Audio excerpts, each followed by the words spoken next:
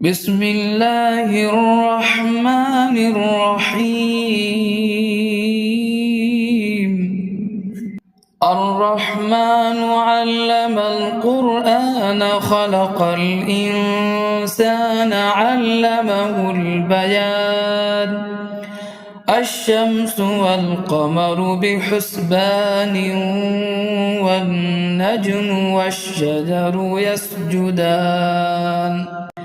والسماء رفعها ووضع الميزان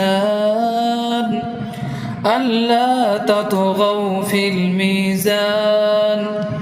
وأقيموا الوزن بالقسط ولا تخسروا الميزان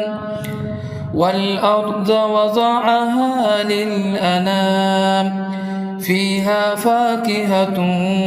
والنخل